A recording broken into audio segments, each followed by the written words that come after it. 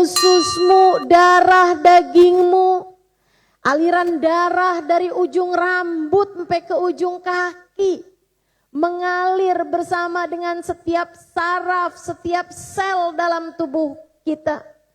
Pori-pori, hidung, lidah, kulit, dengan segala macam yang ada dalam diri kita. Belum lagi ginjal, empedu, hati, jantung.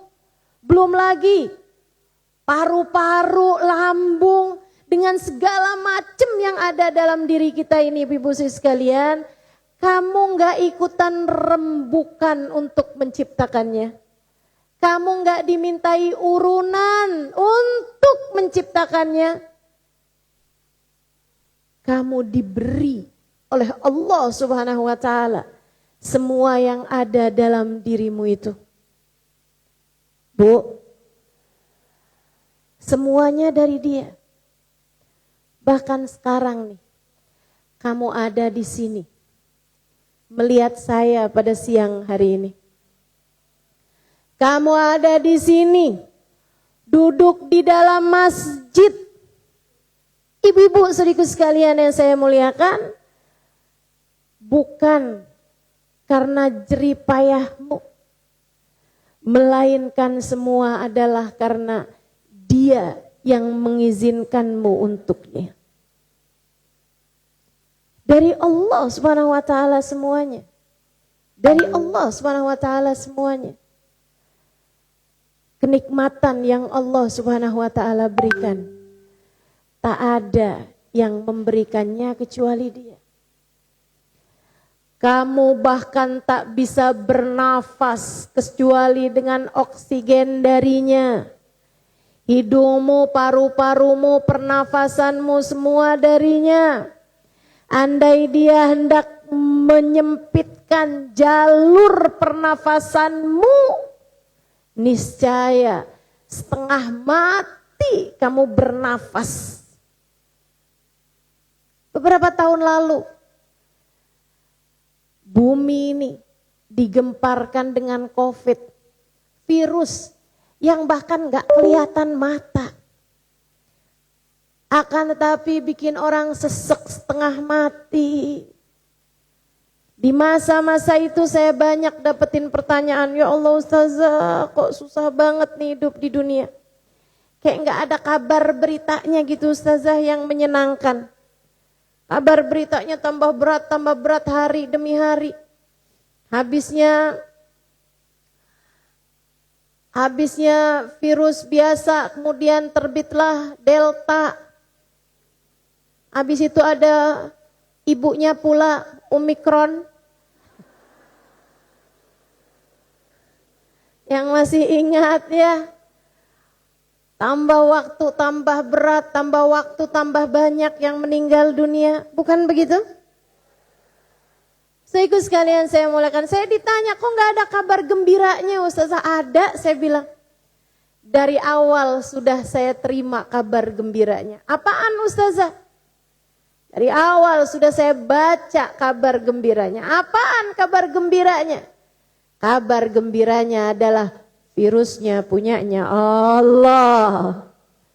Dan badan kita punyanya Allah. Diri kita punyanya Allah. Allah yang menciptakan kita. Allah pula lah yang dapat menjaga kita. Saudariku sekalian yang saya muliakan. Semuanya punyanya Allah Subhanahu wa Ta'ala. Apapun yang kamu punya, punyanya Allah Subhanahu wa Ta'ala. Bahkan rahmatnya Allah Subhanahu wa Ta'ala kepada kita. Rahmat Allah kepadamu. Bersama dengan dosa-dosamu, Allah tetap mengizinkan hatimu untuk beriman padanya. Bersama dengan dosa-dosa yang mata kita lakukan, Allah tetap izinkan mata kita untuk membaca Al-Quran. Allah tetap mengizinkan mata kita untuk berjumpa dengan orang-orang soleh-solehah. Saudariku sekalian yang saya muliakan, betapa besar karunia yang Allah Subhanahu wa taala berikan kepada kita. Anggota tubuh kita, akal kita, kesehatan yang Allah bagi pada kita, keluarga kita, yang punya orang tua, nikmat Allah Subhanahu wa taala untukmu. Yang masih pada punya orang tua, Allah Subhanahu wa taala berikan kenikmatan bagimu. Saya ulangi. Yang masih pada punya orang tua, terutamanya yang masih pada punya ibu, nikmat Allah Subhanahu wa taala masih Allah berikan untukmu. Dimanfaatkan, dipakai kenikmatan tersebut. Pandangi wajah ibumu, sayangi ibumu. Di tangannya ada berkah. Tengadah tangannya untukmu adalah doa paling mustajab bagimu. Sebab di kakinya telah Allah jadikan surga untukmu, anak-anaknya. Nikmat Allah Subhanahu wa taala bagimu, teman-teman. Karunia Allah Subhanahu wa taala untukmu. Bagi yang punya suami, itu juga bagian dari nikmat Allah Subhanahu wa taala kepadamu. Tapi suami saya menjengkelkan, Ustazah.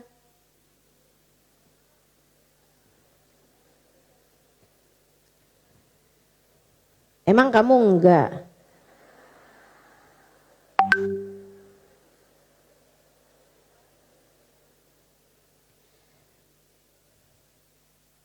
Yang punya suami, hadiah dari Allah Subhanahu wa taala bagimu. Yang punya anak, Bu, hadiah dari Allah Subhanahu wa taala untukmu, untuk hidupmu. Enggak semua orang masih punya orang tua. Enggak semua orang diberi sama Allah Subhanahu wa taala pasangan hidup. Enggak semua orang dikasih anak sama Allah Subhanahu wa taala. Kalau kamu punya saudara yang menyayangimu, kakak adik yang sayang padamu, kerabat sahabat yang sayang padamu, hadiah dari Allah Subhanahu wa taala Jalla Jalaluhu wa taala untukmu, ibu-ibu saudariku sekalian. Andai aib-aibmu dibuka di hadapan manusia, belum tentu ada orang yang mau untuk duduk bersanding bersama denganmu. Betul begitu? Nikmat dari Allah SWT. Semuanya dari Allah SWT. Belum lagi kalau kamu lihat-lihatin nikmatnya beragama di negeri kita. Kamu sholat gak ada yang ngelarang. Kamu bangun malam tahajud gak ada yang ngelarang. Kamu mau puasa gak ada yang larang. Kamu mau baca Quran gak ada yang larang. Kamu mau sholawatan gak ada yang larang. Kita nih kalau mau berbuat kebaikan, tidak ada yang perlu kita kalahkan selain hawa nafsu kita sendiri. Alhamdulillah. Gak semua tempat Allah Subhanahu wa taala jadikan seperti di negeri kita ini. Belum lagi alhamdulillah, mau hadir majelis gampang, betul? Majelisnya juga ada, diadakan di mana. Tinggal pilih aja, alhamdulillah. Enggak semua tempat dikasih kemudahan semacam ini, ibu-ibu sekalian. Apa nikmatnya, Ustazah?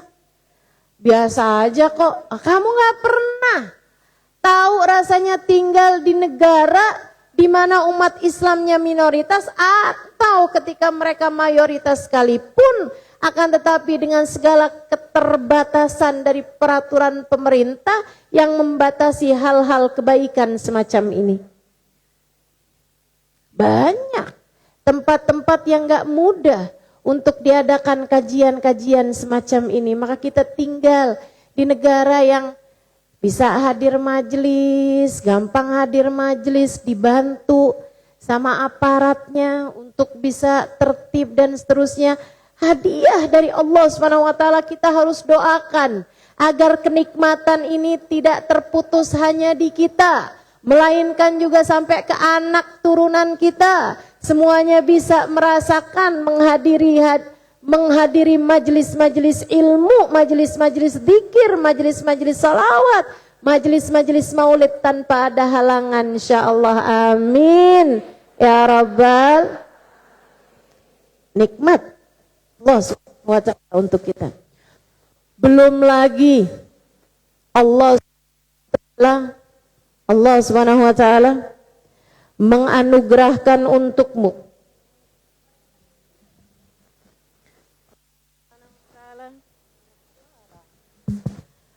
Allah Subhanahu wa taala menghadiahkan untukmu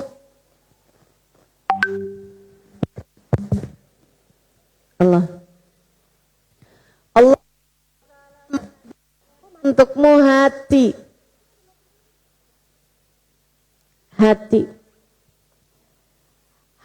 yang diizinkan Allah beriman padanya.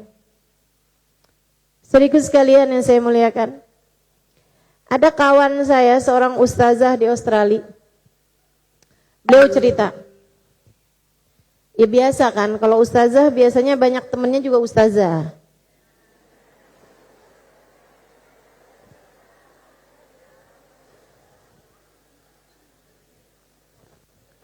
Masa dibilangin gitu nggak percaya?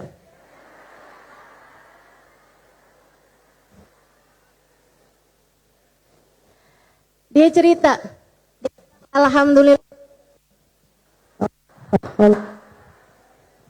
Allah, apalah? Iya. Allah. Allah. Allah. Ini kayaknya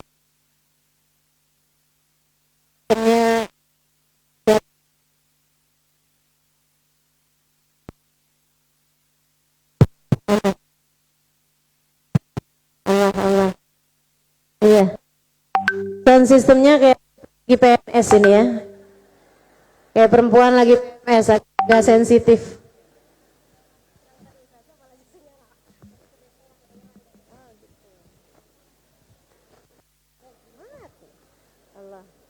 Allah.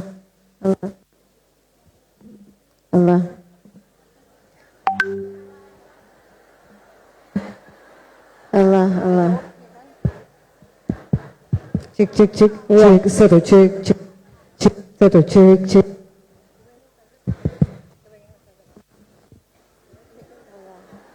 Mat. Allah. Iya.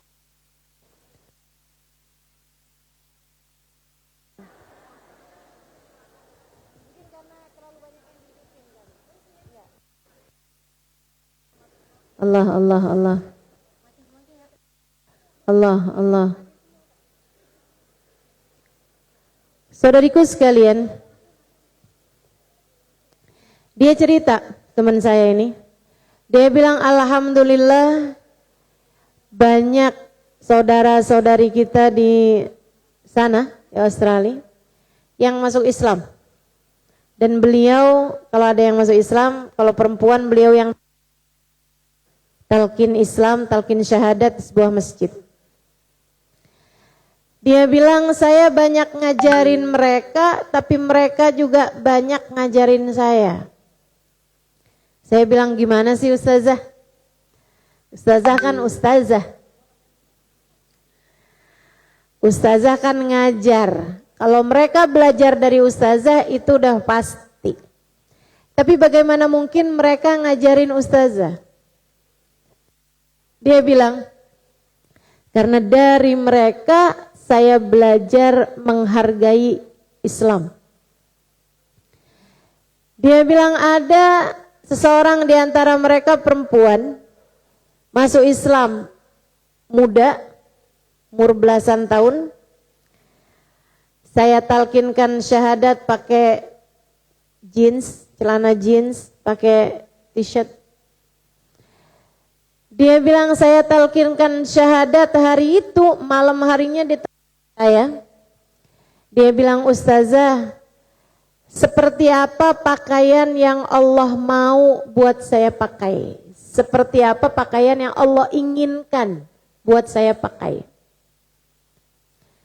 Saya tahu urusan pakaian ini jangankan untuk orang yang baru masuk Islam, yang Islam dari lahir pun kadang-kadang berat mengerjakannya. Suruh pakai kerudung, gitu ya, pakainya panjang-panjang, sampai kaki modelannya yang begini begitu, tidak menampakkan lekuk tubuh. Bukan hal yang mudah, bahkan bagi anak-anak muda kita yang sudah Islam dari lahir sekalipun. Jadi saya bilang sama dia, udahlah nak, sah tanya yang detail-detail, yang penting kamu belajar buat sholat, nanti kamu belajar buat zikir, sebut nama Allah, kamu saya ajarin bacaan-bacaan yang bisa kamu baca. Dia bilang, Ustazah, saya akan pelajari semuanya perlahan. Tapi Ustazah juga kasih tahu saya pakaian apa yang Allah inginkan untuk saya pakai. Karena dia maksa gitu, akhirnya saya kasih tahu juga, ya, kamu tutup aurat. Kayak apa Ustazah?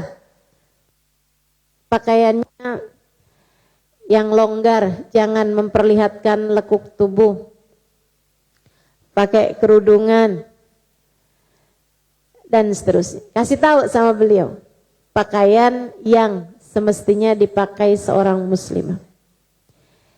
Dia bilang besok paginya kayak jam-jam 9 pagi, jam 8 pagi, rumah saya di bel, saya buka, perempuan tadi itu.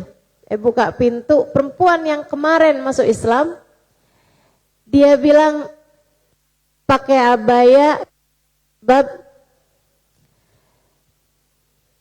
dia bertanya kepada saya, Ustazah kayak begini pakaiannya. Saya bilang, iya betul nak, kayak begitu pakaiannya. Saya pun penasaran sama dia ini, jadi saya bilang ayo masuk ke rumah, kita ngobrol-ngobrol. Saya tanya sama dia, nak, apa ini enggak berat bagi kamu untuk kamu?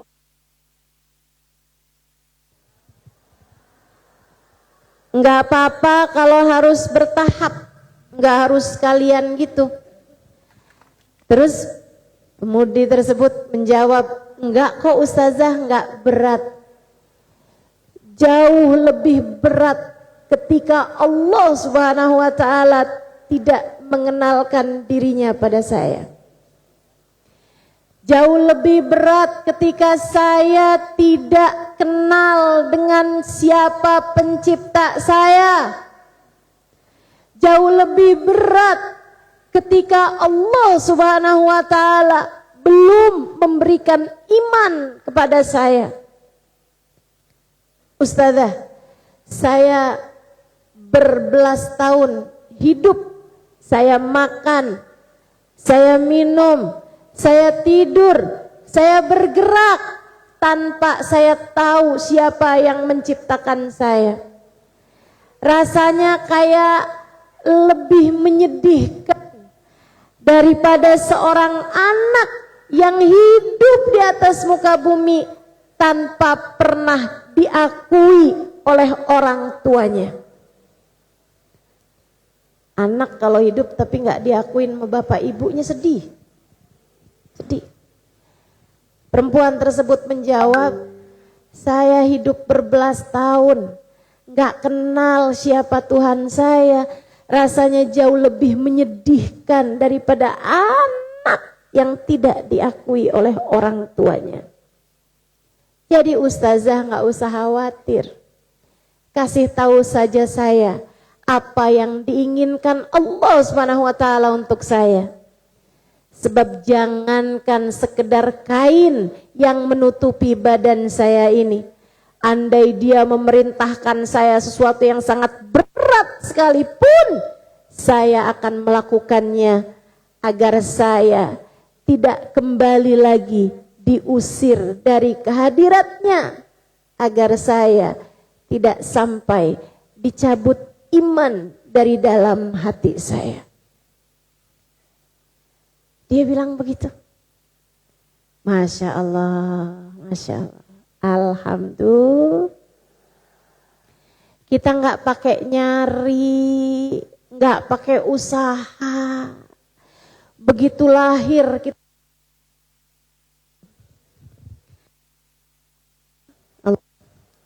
Begitu.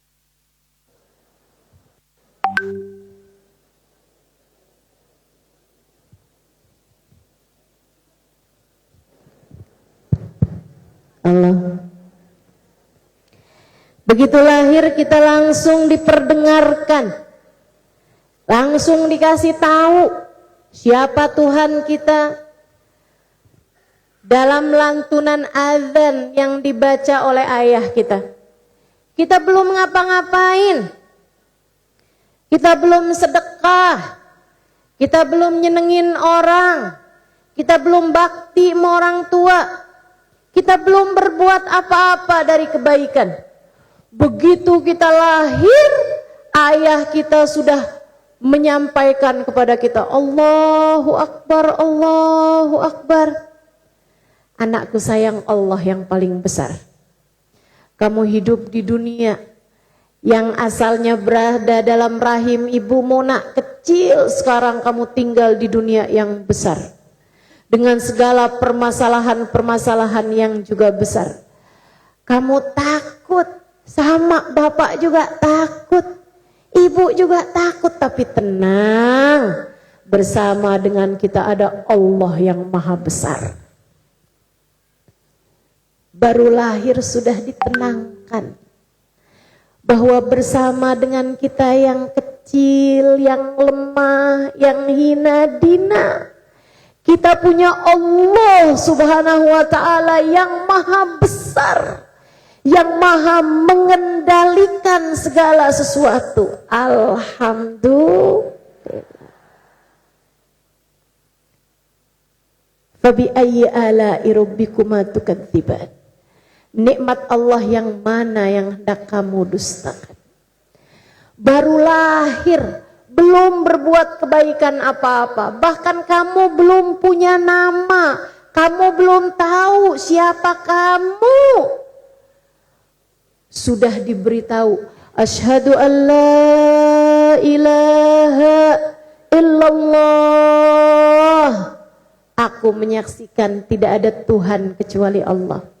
Sebelum kita tahu siapa nama kita, kita sudah diberitahu siapa nama Tuhan kita. Sebelum kita tahu siapa nama kita, kita sudah tahu siapa nama yang menciptakan kita. Hadiah dari Allah Subhanahu wa taala untukmu. Asyhadu anna Muhammadar Rasulullah. Sebelum kamu tahu siapa nama orang tuamu, sebelum kamu tahu siapa nama presiden kamu, gubernur kamu, sebelum kamu tahu siapa-siapa, kamu sudah dikasih tahu pemimpinmu dalam kehidupan, imam kamu dalam kehidupan, manusia yang seharusnya kamu jadikan teladan, manusia yang harus kamu ikuti. Bagindamu Nabi besar Muhammad. Aku menyaksikan bahwa Nabi Muhammad adalah utusan. Hayya 'alas shalah. Kamu belum bisa ngapa-ngapain udah dikasih tahu caranya hidup bahagia, caranya hidup biar benar. Nak, kerjakan sholat, mari menuju jalan, menuju surga. Kerjakan sholat, kerjakan ibadah. Hayya 'alal falah, anakku sayang, mari menuju kebahagiaan. Mari menuju keberuntungan. Nikmat Allah yang mana yang hendak kamu dustakan? Allah memberi padamu iman, bahkan tanpa usahamu apapun saja menujunya. Alhamdulillah. Alhamdulillah. Maka cintamu seharusnya kepadanya ia tertuju.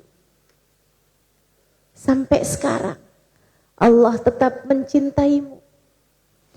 Bersama dengan dosa-dosa yang kamu lakukan, bersama dengan kedurhakaan-kedurhakaan yang terkadang kamu kerjakan, Allah masih mengizinkanmu, masih membiarkan hatimu beriman kepadanya. Bu, kalau bukan karena cintanya Allah, kamu tidak akan diizinkan untuk sujud padanya. Kalau bukan karena cintanya Allah, kamu tidak akan diizinkan menyebut-nyebut namanya. Berzikir, membaca Al-Quran, enggak. Kalau bukan karena cintanya Allah, kamu tidak diizinkan melakukannya. Pernah enggak sebel sama orang sampai enggak mau dengar suaranya? Pernah?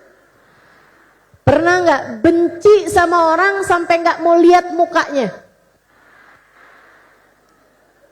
Enggak apa-apa, normal. Itu adalah cara Allah memberitahu kepadamu.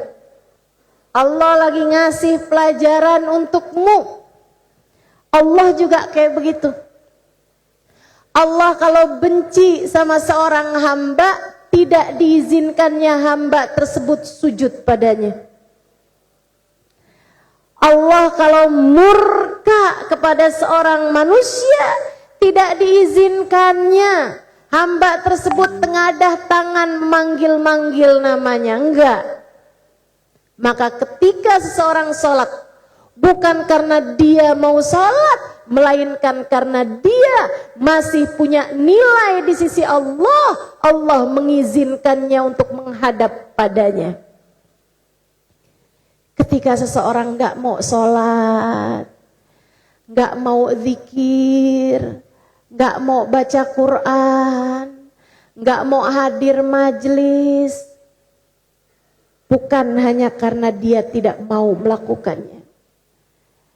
Terkadang disebabkan karena Allah murka padanya, sehingga Allah tidak berkenan mendengarkan suaranya, tidak berkenan untuk dia menghadapkan diri kepadanya. Maka kalau kamu sampai sekarang masih duduk di masjid, habis sholat, dengerin saya berbicara tentang Allah Subhanahu wa ta'ala, artinya adalah bahwa pandangan cinta Allah masih tertuju padamu.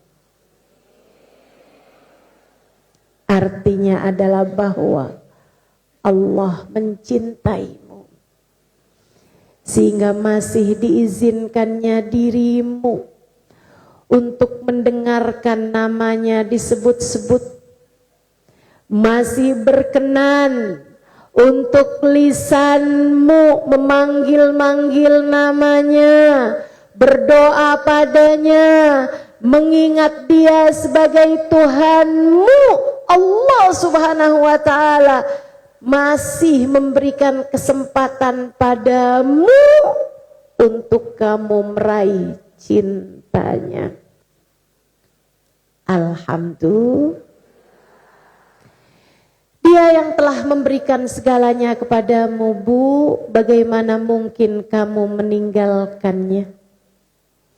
Dia yang telah memberikan segalanya kepadamu, Dek, bagaimana mungkin kamu berpaling darinya hanya karena kamu naksir seorang manusia yang bahkan belum berbuat sedikit pun kebaikan padamu, selain hanya ucapan-ucapan gombal dan sepotong coklat belaka.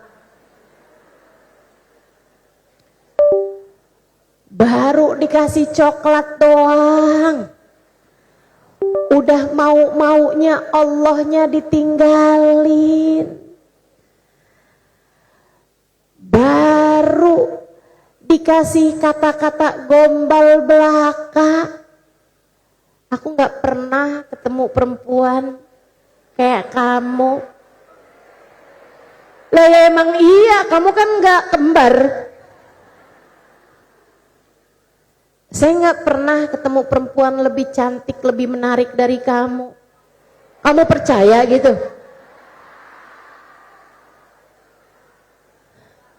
Aku gak sanggup hidup tanpa kamu. Lah, kemarin-kemarin dia kemana aja? Nyatanya sampai sekarang dia masih hidup. Padahal kemarinan dia belum deket, belum kenal sama kamu. Teman-teman saudariku sekalian yang saya muliakan, jangan gara-gara seseorang yang mengaku mencintaimu seutuhnya, menganggap bahwa kamu adalah belahan jiwanya, kemudian kamu tinggalkan Allah Subhanahu wa Ta'ala yang mencintaimu bahkan sebelum kamu terlahir di atas muka bumi ini. Enggak gitu, Dek, caranya jalanin hidup. Enggak gitu. Cintai dia yang tak akan pernah meninggalkanmu. Cintai dia yang selama ini memberikan berbagai macam kenikmatan padamu. Cintai dia yang memberikan kehidupan kepadamu. Cintai dia yang merupakan segalanya bagimu. Dengan itu, kamu akan meraih kebahagiaan demi kebahagiaan lagi. Sesudah kehidupanmu di sini, esok-esok hari masih akan ada kebahagiaan demi kebahagiaan untukmu. Cintai yang seharusnya dicintai. Allah Subhanahu wa Ta'ala. Para istri, cintai suamimu, tapi bukan karena dia, bukan karena transferannya, bahkan bukan karena ya saya harus cinta sama dia, dia kan ayah dari anak-anak saya. Enggak gitu, enggak gitu. Cintai suamimu bukan karena dia adalah ayah dari anak-anakmu, bukan. Cintai suamimu bukan karena isi dompetnya, bukan karena kebergantunganmu padanya, bahkan bukan karena dia adalah laki-laki yang saya cintai, bukan. Cintai dia karena Allah telah memilihnya sebagai jalan surga bagimu. Fangduri ilaih, kata Allah. Fa innama, kata Nabi Muhammad sallallahu alaihi wasallam, fa innama huwa jannatuki wa naruki. Perhatikan betul bagaimana caramu memperlakukan suamimu. Sebab suamimu adalah jalan surga bagimu. Ketika kamu baik padanya, ketika kamu hormat padanya, ketika kamu sayang padanya, ketika kamu menjunjung tinggi dirinya, dia adalah jalan surgamu, wanaruki, dan jalan nerakamu ketika kamu menyia-nyiakan dia. Ketika kamu menghina dia, ketika kamu menyakiti hatinya. Cintai dia karena Allah Subhanahu wa Ta'ala Sebab ia adalah jalanmu menuju ridha Allah subhanahu wa ta'ala. Karenanya, cintai suamimu, bukan suami orang.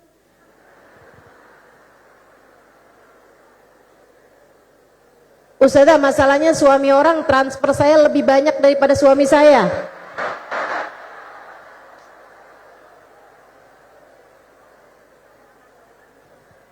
Makanya kan saya bilangin, cintai suami itu karena Allah, bukan karena transferannya, bukan karena kebaikannya, bukan karena dia bapak dari ayah, dari anak-anakmu, bukan. Melainkan karena dia adalah suamimu dan Allah lah yang telah mengumpulkan kalian berdua dalam bingkai pernikahan. Bukan karena rasa hatimu padanya, bukan pula karena rasa hatinya padamu, bukan. Melainkan karena cintai Allah. Itu adalah jalanmu menuju surga. Cintai siapapun dan apapun yang dicintai sama Allah. Cintai Allah.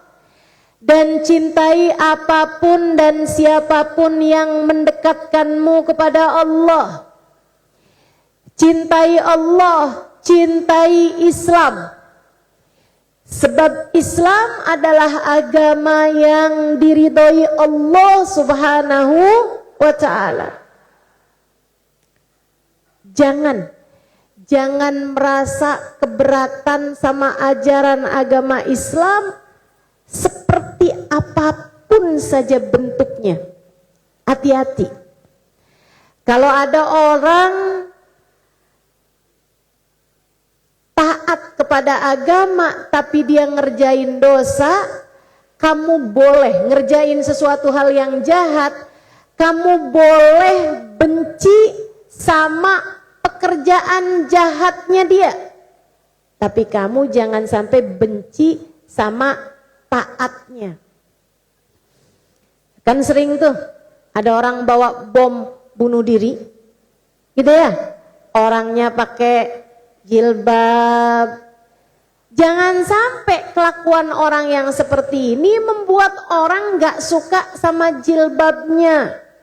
Jangan sampai kamu benci sama cadarnya misalnya.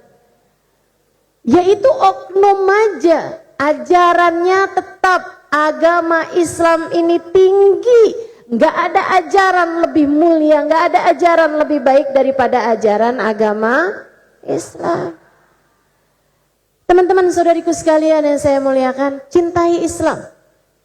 Cintai ajaran agama ini. Jangan sampai kamu ngelihat orang ngerjain taat, ngerjain maksiat, ngerjain dosa dan kamu tertarik sama dosanya. Misalnya, ngelihat orang lagi jemuran di pantai.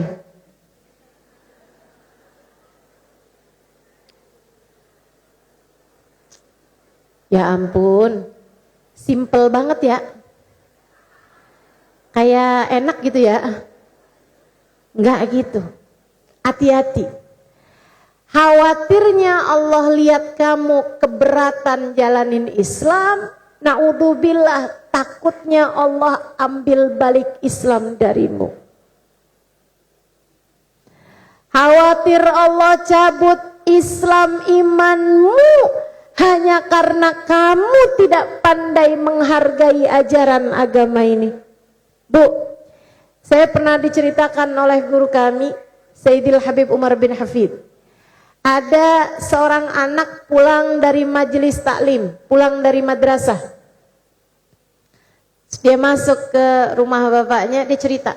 Namanya anak-anak kan kalau dengar sesuatu, dia seneng sama apa yang dia dengar. Dia cerita sama bapaknya, Pak, tadi di sekolahan dong Pak, saya diajarin nih sama bu guru buat pakai ini Pak. Apaan tuh? Kayu siwak Pak, buat gosok gigi. Nabi Muhammad pakai kayu siwak buat gosok gigi. Katanya ya Pak ya, sholat kalau pakai kayu siwak kayak beginian, sholatnya berlipat ganda pahalanya. Coba sini lihat. Diambil tuh kayu, diliatin sama dia. Habis itu dilempar.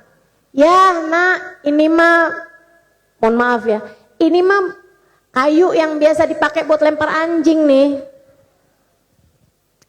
Dia lemparkan kayu siwak tersebut begitu aja dengan nada merendahkan. Saat itu istrinya sedang hamil.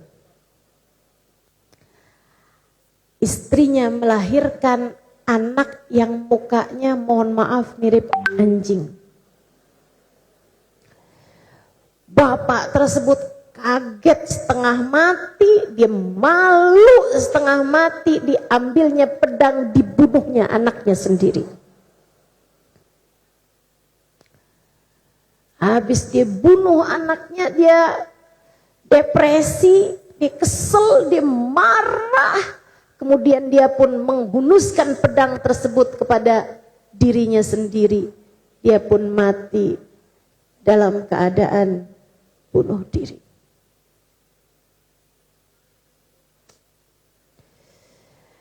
Apapun yang dimuliakan Allah muliakan.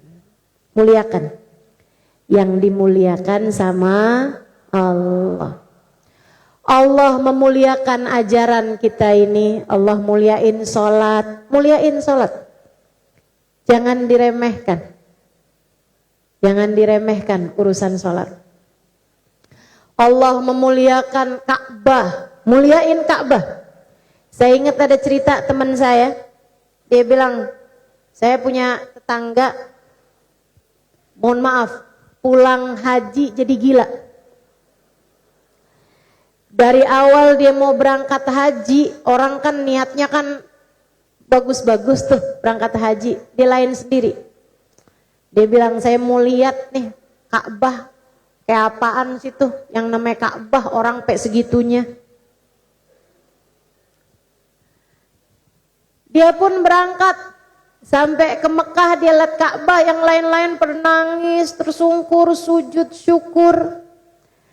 Yang lain-lain lihat Ka'bah, terharu, penuh syukur pada Allah SWT. Dia lihat Ka'bah, dia bilang, oh kayak gini doang yang namanya Ka'bah. Sejak hari itu, teman saya cerita, sampai dengan dia pulang dari tanah suci, kembali ke kampung kami, dia jadi gila. Gak ada yang dia omongin kecuali kalimat kayak gitu doang yang namanya Ka'bah. Kayak gitu doang yang namanya Ka'bah gitu. Cintai apapun yang dicinta sama Allah Subhanahu wa taala. Hargai apapun yang dimuliakan sama Allah Subhanahu wa taala. Bagian dari cinta. Kalau kamu seorang janda punya anak, ada seorang laki-laki seneng sama kamu, tapi dia bilang, saya sih senengnya sama kamu doang. Anak kamu saya ogah lihat dia, bisa nggak kamu cinta sama dia? Nggak bisa, nggak bisa. Sehingga sekalian saya muliakan, demikian pula dengan Allah Subhanahu wa taala. Kalau kamu pengen dapat cintanya Allah, cintai apapun yang dicinta sama Allah Subhanahu wa taala. Ajaran Islam kamu cintai. Para ulama kamu cintai. Para ulama kamu cintai. Saudara sekalian, ada satu cerita yang juga disampaikan guru kami, Sayyidil Habib Umar bin Hafid. Di zamannya Imam Abu Hanifah. Ada orang gak demen sama Imam Abu Hanifah, gak seneng sama Imam Abu Hanifah. Sampai dipanggilnya dengan panggilan Abu Jifah, bangkai. Abu Jifah tuh si bangkai itu tuh gitu. Kalau misalnya dilewat jalanan gitu, tetangga kampung sama Imam Abu Hanifah. Dia kalau lewat sebuah jalanan, kemudian dia lihat ada masjid penuh gitu kan. Dapan sini penuh. Ada majelis. Siapa? Imam Abu Hanifah. Oh, Bu Jifah. Gitu. Enggak seneng sama Imam Abu Hanifah. Saudaraku sekalian yang saya muliakan, padahal Imam Abu Hanifah ulama Allah Subhanahu wa taala. Salah satu dari ulama Allah Subhanahu wa taala paling terkemuka pada zamannya. Setiap malam sholat tahajud dengan membaca 10 juz Al-Quran. Imam Abu Hanifah, seorang pedagang yang zuhud. Walaupun beliau ulama, beliau juga berdagang dengan perdagangan yang sangat indah sekali. Pedagang yang jujur, pedagang yang berdagang dengan cinta. Saudaraku sekalian yang saya muliakan, satu waktu yang benci Imam Abu Hanifah ini meninggal dunia. Masih di masa hidupnya Imam Abu Hanifah.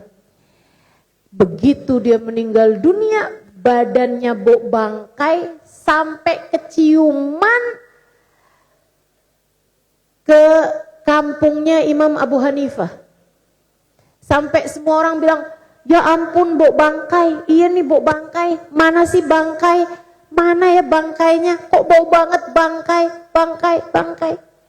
Kayak Allah lagi mau ngasih tahu, yang bangkai bukan kekasihku Imam Abu Hanifah, melainkan yang bangkai adalah kamu yang telah tidak hormat kepada kekasihku. Man adali waliyan faqad adzantuhu bil harb. Siapa yang memusuhi kekasihku, maka dia telah mengajak perang denganku. Cintai para ulama. Cintai. Kalau misalnya ada orang yang biasa disebut-sebut sebagai ulama, kemudian kamu gak seneng sama dia sekalipun, jangan pernah ngomong sesuatu dengan lisanmu, kalimat-kalimat yang tidak baik. Kamu gak tahu. Kamu gak tahu nilai dia di mata Allah. Kamu gak tahu ibadah dia kepada Allah. Walaupun ada sesuatu hal yang kamu tidak setuju, lebih baik jaga lisan. Itu lebih berhati-hati, lebih ada kehati-hatian dalam kehidupanmu, sehingga kamu tidak ikut serta kalau ada sesuatu yang menimpa kepada orang-orang yang benci kepada para ulama-ulama Allah ataupun kepada wali-walinya Allah. Jelas? Imam Ghazali mengatakan, andai seumur hidup kamu tidak pernah ngata-ngatain setan, andai seumur hidup kamu tidak pernah melaknat-laknat setan sekalipun, nggak akan jadi pertanyaan dalam kuburmu, kenapa kamu waktu hidup nggak laknat setan? Itu setan yang sudah jelas-jelasan musuh Allah Subhanahu wa taala. Apalagi kalau sepanjang hidup kita tidak pernah melaknat seseorang yang mungkin saja dia adalah kekasih Allah Subhanahu wa taala. Meskipun andai orang sekampung gak demen semua sama dia, meskipun andai orang semua gak ada yang seneng sama dia, dah jaga hati, jaga lisan, sibukkan dirimu dengan kebaikan, sehingga tidak punya waktu untuk ngata-ngatain, untuk berkata hal-hal yang tidak baik kepada para ulama-ulama Allah, kepada para wali-walinya Allah, kepada orang-orang soleh. Insya Allah. Dan kalau kita bicara tentang mencintai orang yang dicintai Allah, ketahuilah tak ada yang lebih dicintai Allah daripada baginda kita Nabi besar Muhammad. Tak ada yang lebih dicintai Allah daripada junjungan kita Nabi besar Muhammad. Maka kalau kamu ingin meraih surga Allah Subhanahu wa taala dengan cinta, maka yang harus nomor satu kamu lakukan sesudah kamu mencintai Allah adalah mencintai Nabi Muhammad. Cintailah Nabi Muhammad sebisamu mencintai seseorang. Itu adalah jalan paling singkat untuk bisa meraih cintanya Allah. Itu adalah jalan paling dekat untukmu mendapatkan cintanya Allah Subhanahu wa taala. Saya ingat ada satu masa saya diundang ke Oman untuk mengadakan daurah ilmiah, semacam pesantren kilat. Belajar beberapa hari itu, sekitar 2 minggu, tahun 2003. Ustazah tahun 2003 udah ngaji, udah ngajar, iya. Dari sejak tahun 2000 saya udah ngajar. Ngajar saya pertama-tama di kota Tarim, Hadramaut, Yaman dalam bahasa Arab. Sekarang sesudah saya ngajar di Indonesia 20 tahunan, lebih ya, 22 tahun.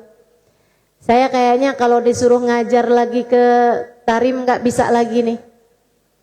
Karena bahasa Arab saya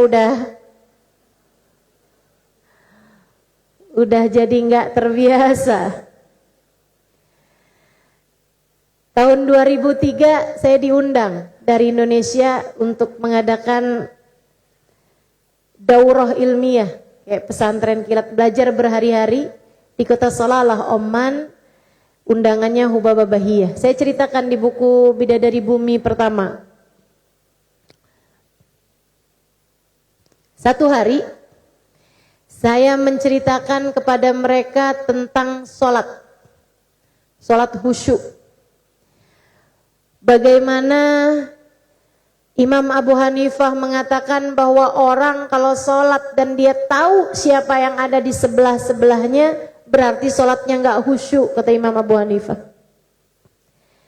Saya ceritakan kehusyuan sholatnya hamba-hamba Allah Subhanahu wa taala.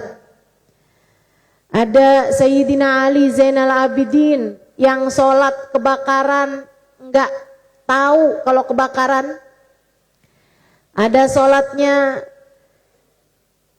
Habib Abu Bakar As-Sakran yang sholat sambil dioperasi punggungnya dan beliau nggak berasa dari khusyuknya mengerjakan sholat. Sudah saya bercerita kayak gitu, bahkan masih lagi cerita, mic saya direbut sama Hubaba Bahiyah. Hubaba Bahiyah bilang begini, ya Halimah musykilah. Nggak gitu Halimah, nggak gitu. Saya tanya, gimana Hubaba? Haula wa salatuhum hum. Mereka itu mereka Halimah. Salat mereka ya juga salatnya mereka, nggak bakalan jadi salatnya kita.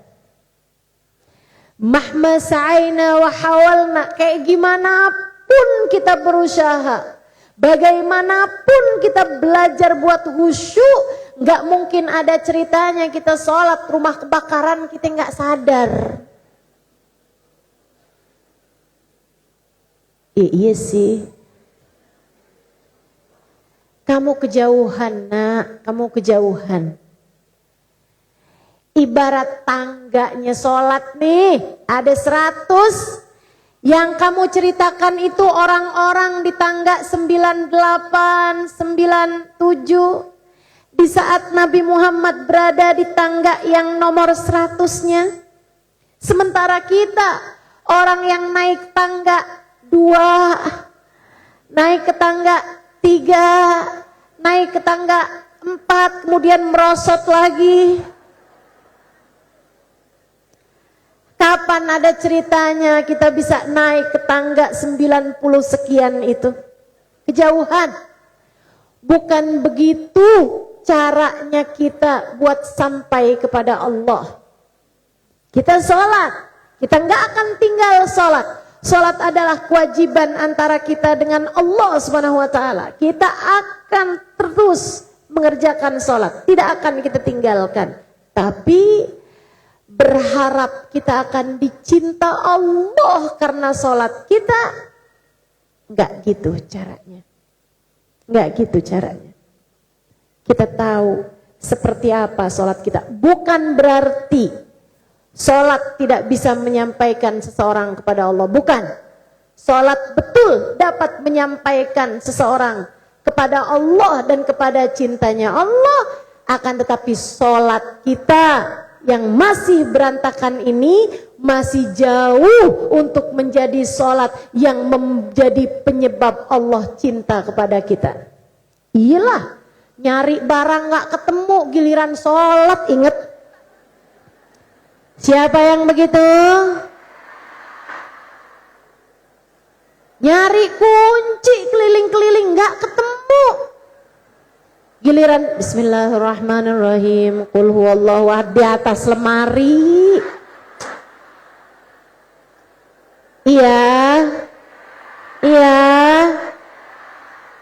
Betul, sholat bisa jadi penyebab orang dicinta di sisi Allah. Tapi sholat kita masih jauh untuk bisa sampai kepada yang demikian. Maka saya yang hari itu sebagai ustadzah juga, namun bersama dengan saya ada guru saya Hubaba Bahiyah. Saya adalah seorang pembelajar yang baik, teman-teman. Karenanya saya pun segera bertanya kepada Hubaba Bahiyah, Hubaba, kalau bukan dengan sholat, cara kita sampai kepada ridha Allah, dengan apa kita bisa menjadi hamba yang semoga dicinta oleh Allah? Kira-kira sampainya kita kepada Allah ini lewat jalan mana, Hubaba? Hubaba Bahiyah tersenyum, kemudian menjawab, Alhamdulillah, ma'ana nabi ya khair nabi. Alhamdulillah, kita punya nabi seindah-indah nabi. Alhamdulillah, kita punya nabi sedekat-dekatnya makhluk kepada Allah Subhanahu wa Ta'ala. Ia telah sampai kepada Allah. Ia manusia paling tercinta di sisi Allah. Alhamdulillah, kita punya Nabi Muhammad.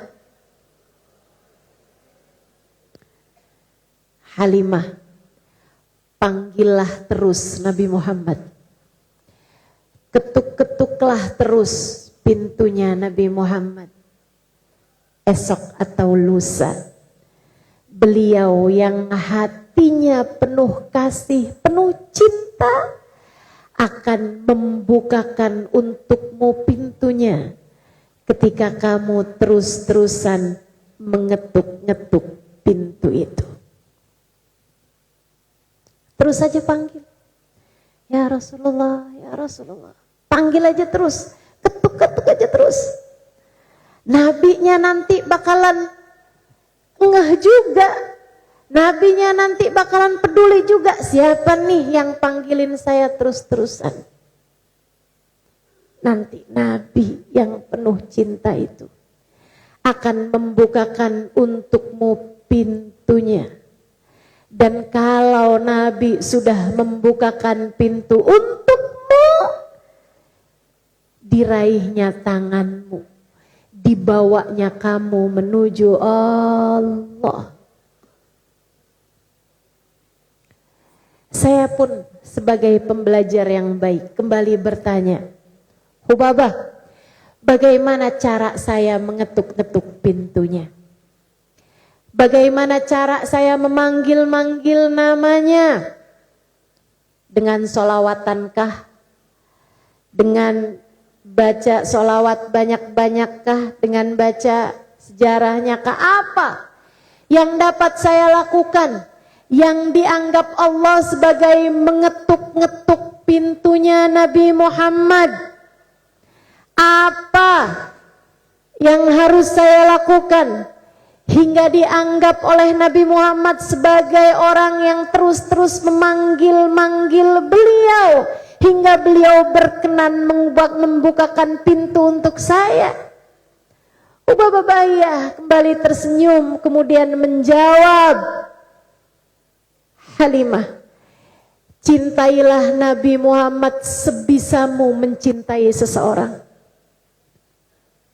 Rinduilah Nabi Muhammad sebisamu merindukan seseorang. Kayak apa kamu bisanya cinta sama seseorang? Setinggi apa, semampu apa kamu bisa cinta sama seseorang? Jadikanlah orang itu adalah Nabi Muhammad. Pernahkah kamu jatuh cinta sama seseorang hingga setiap lihat apapun kamu ingat kepadanya? Pernah. Jadikanlah orang itu adalah Nabi Muhammad.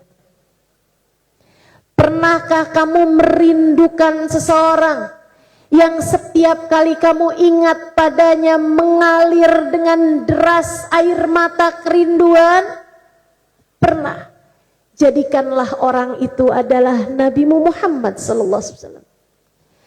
Ketika kamu sudah mencintainya, sebisamu mencintai seseorang, setiap kali kamu merindukan dia, sebisamu merindukan seseorang, itu adalah ketukan-ketukan pintu hatimu kepadanya. Tunggulah, dia akan membukakan untukmu pintunya.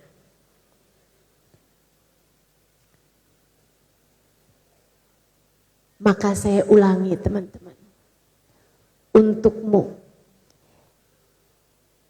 yang ingin meraih cintanya Allah, untukmu yang ingin meraih surganya Allah, untukmu yang berharap-harap disayang-sayang sama Allah hingga dibahagiakan hidup dunia dan akhiratmu, aku beritahu padamu jalan paling ringkas, aku beritahu padamu jalan paling dekat, bahkan jalan paling singkat, sekaligus jalan paling indah untuk kamu meraih itu semua adalah lewat pintunya Nabi Muhammad.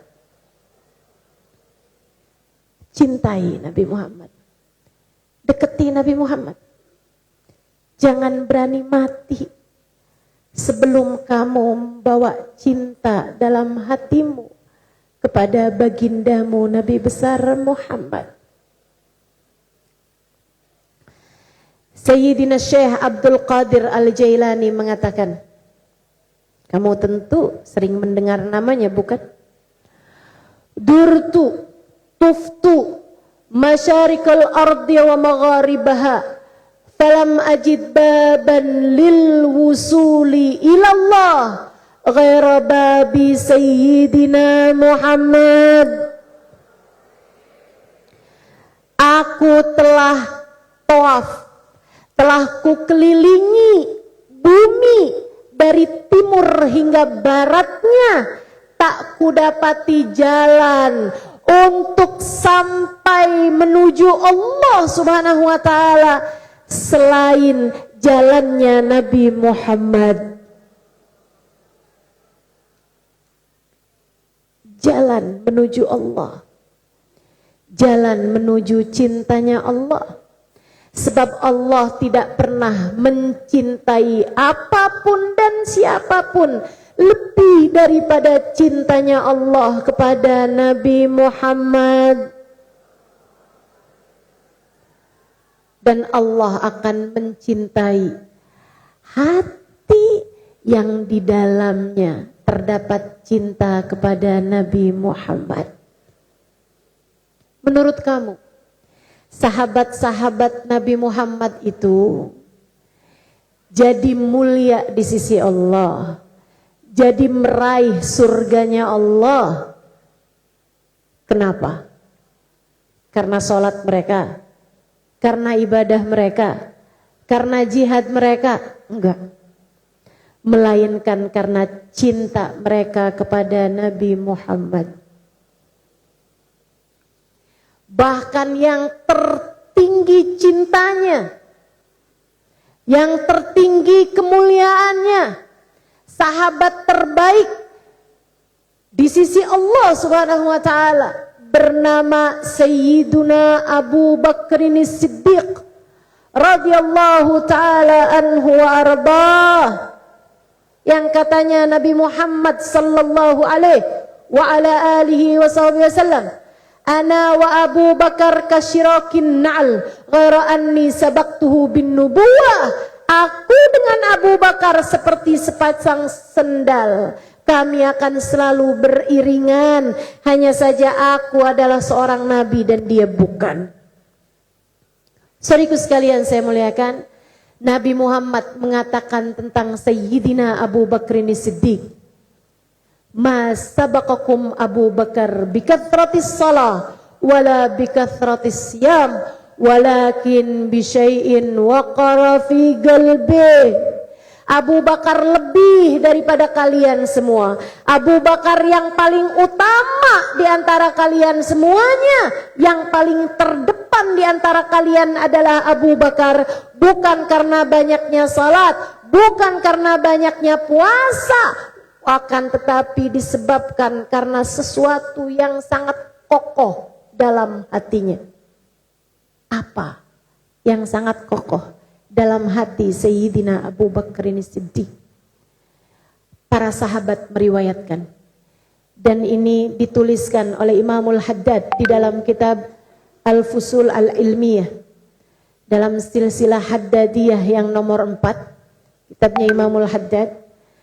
Di bab-bab terakhir, di halaman-halaman terakhir beliau menceritakan ini. Sesudah wafatnya Nabi Muhammad, Sayyidina Abu Bakar hidup 2 tahun aja. Saudariku sekalian, Nabi pernah bilang dalam hidup beliau, Sayyidina Abu Bakar Sayyidus Syuhada, adalah pemimpin para syahid di jalan Allah. Syahid itu orang yang mati di jalan Allah Subhanahu wa taala. Itu pimpinannya adalah Sayyidina Abu Bakar. Sayyidina Abu Bakar meninggal dunia 2 tahun sesudah wafatnya Nabi Muhammad, bukan di medan peperangan, melainkan di atas tempat tidur beliau karena sakit yang sudah tak lagi ingin beliau obati. Hari kemeninggalan beliau, hari Senin, beliau bertanya kepada Sayyidah Aisyah, 2 tahun sesudah kewafatan Nabi Muhammad, di bulan Rabiul Awal juga, beliau bertanya kepada putrinya Aisyah, ayu yaumin hadza ya Aisyah. Di atas pembaringan beliau, hari apa ini wahai Aisyah? Aisyah menjawab, hadzal yaum yaumul itsnain ya walidi. Ini hari Senin ayah. Bulan Rabiul Awal hari Senin. Sayyidina Abu Bakar tersenyum lega sekali, senang sekali. Ditanya sama putrinya, ayah kok kelihatan senang banget, kenapa ya? Hari Senin kan ini, betul ya? Sepertinya ini adalah hari yang sangat indah untuk mempertemukanku dengannya. Sama nih, Senin juga, Rabiul Awal juga, kayaknya sekarang nih hari yang saya tunggu-tunggu.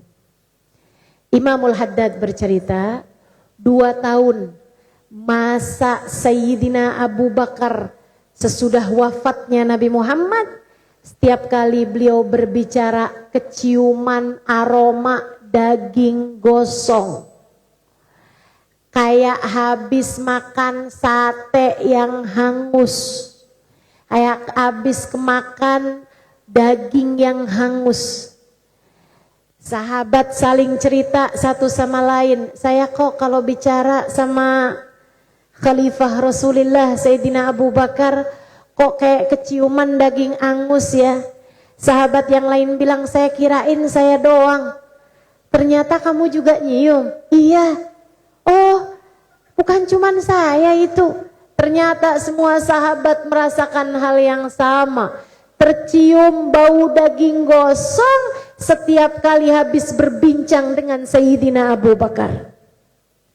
Para ulama mengatakan kabid mahruk minal muwafaqah minal mufaraqah bil habib.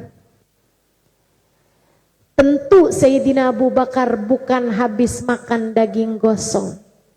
Akan tetapi para sahabat mengatakan ada hati yang hangus terbakar karena tak sanggup berpisah dengan kekasih hatinya, Nabi besar Muhammad sallallahu alaihi wasallam.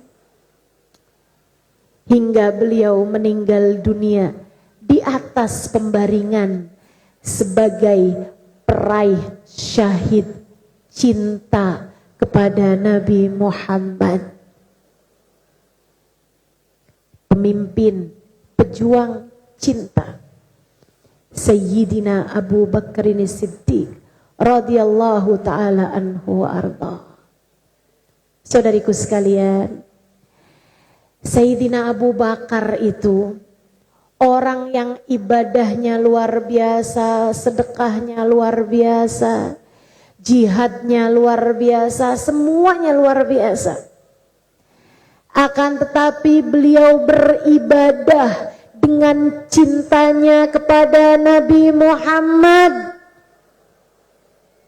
yang andai pun tidak beribadah dengan ibadah yang itu, beliau mungkin saja bisa sampai kepada Allah Subhanahu wa taala dengan ibadah-ibadahnya yang lain.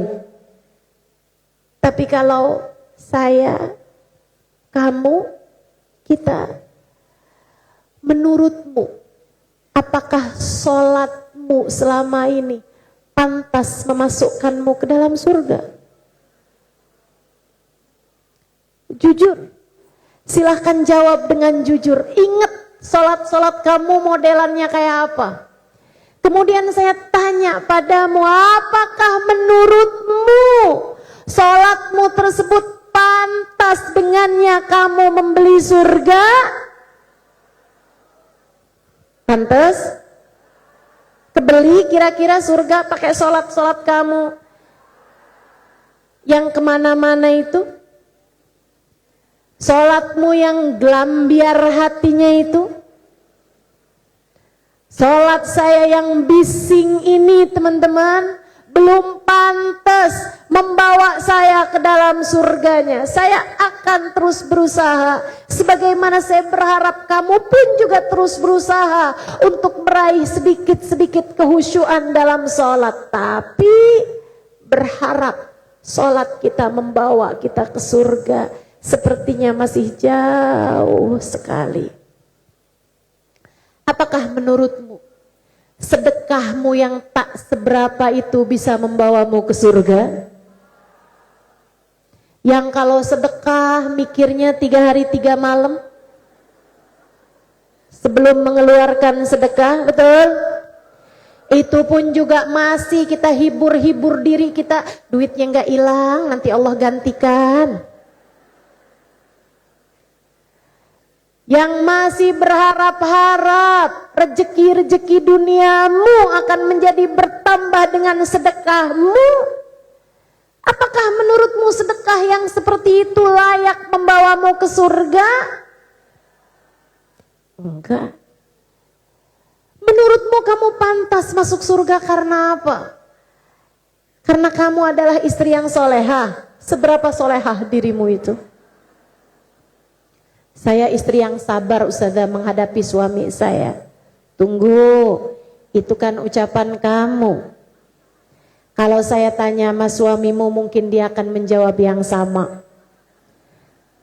Ustadzah, saya sudah sabar menghadapi istri saya selama ini.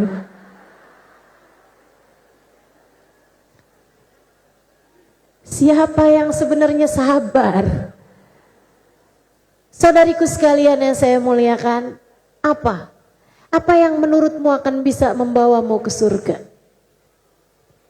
Yang saya harapkan dapat membawa saya ke surga adalah tangan mulia manusia terindah tercinta di sisi Allah bernama Sayyiduna Muhammad,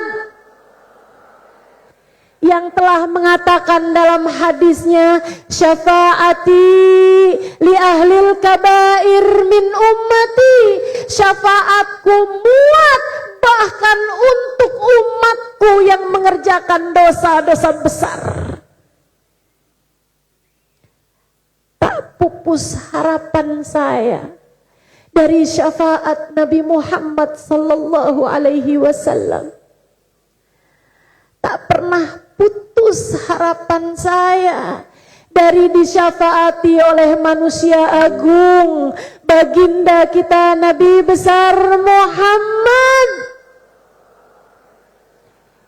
yang ketika ditanya oleh Sayyidina Ibnu Abbas, ya Rasulullah, aina ajiduka fil mawaqif? Wahai Rasul, di mana aku akan berjumpa denganmu di akhirat nanti? Nabi Muhammad menjawab, aku akan menunggu ketika amalmu ditimbang, wahai Ibnu Abbas. Jika aku dapati amal ibadahmu kurang, aku akan datang membawa salawat-salawatmu padaku. Aku akan letakkan ia di timbangan amal kebaikanmu hingga amal kebaikanmu menjadi berat. Bahagia hati Sayyidina Ibnu Abbas. Kemudian bertanya, ya Rasulullah, hadza li khassah aw li jami' ummatik? Ini untukku saja ataukah untuk seluruh umatmu? Nabi tersenyum kemudian menjawab, bali jami'i ummati, untuk segenap umatku wahai Ibnu Abbas. Aku akan menunggu di saat amal mereka ditimbang. Aku akan datang membawa salawat mereka padaku. Dengannya aku akan memberatkan timbangan amal kebaikan mereka. Kemudian di mana lagi wahai Rasulullah? Rasulullah menjawab, aku akan menunggumu di pintu surga wahai Ibnu Abbas.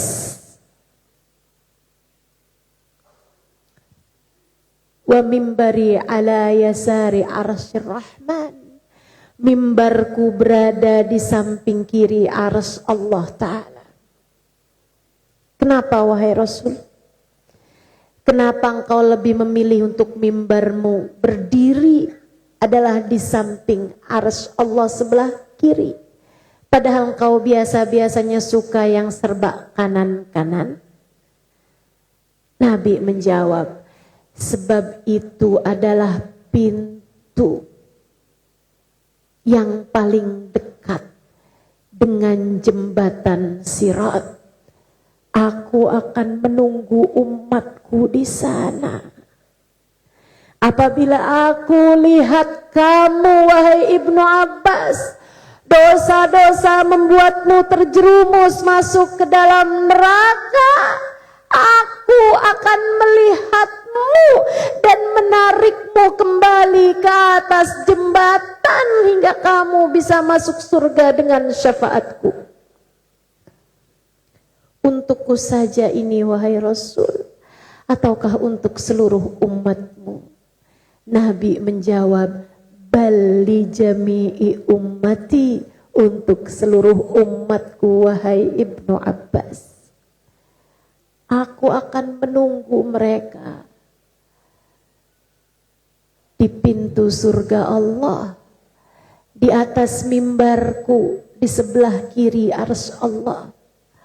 Umatku ketika melewati jembatan Sirat, di antara mereka ada yang dosa-dosa membuat kakinya tergelincir hendak menuju neraka, akan tetapi cinta mereka membuat Allah memperlihatkan wajahku sehingga mereka pun akan memanggil-manggil namaku, wa sayyidah, wa Muhammadah, wa Nabiyah. Aduh Nabi Muhammad tolong saya, Rasulullah tolong saya, duhai Rasul tolong saya. Wa inni akhidun bi'ujazikum minan nar.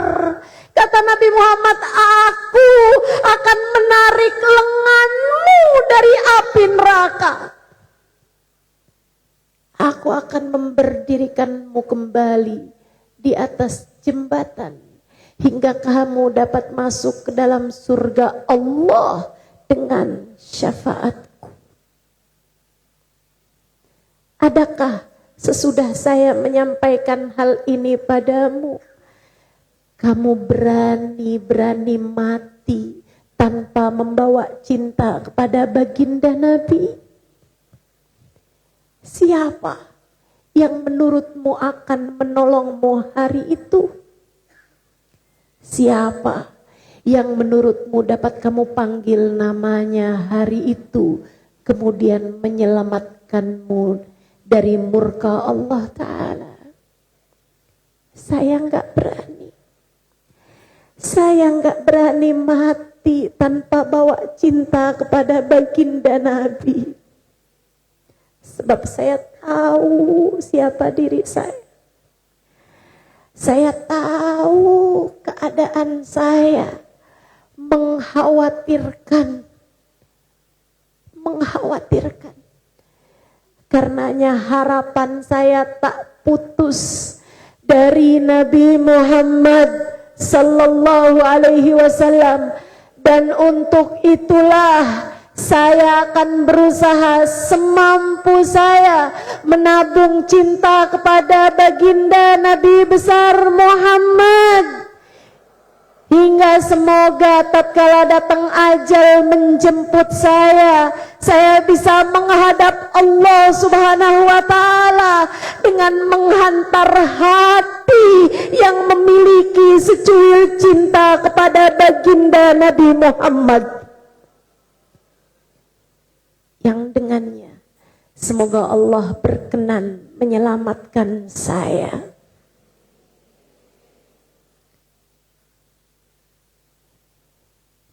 Tabunglah cintamu, tempuhlah jalan cintamu, cintai Allah, cintai Nabi Muhammad, cintai apapun dan siapapun yang mendekatkanmu kepada Allah Subhanahu wa Ta'ala.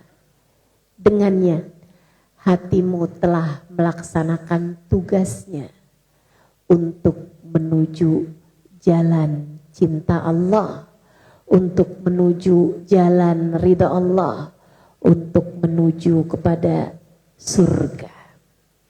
Rabbana zalamna anfusana wa illam taghfir lana wa tarhamna lanakunanna minal khasirin.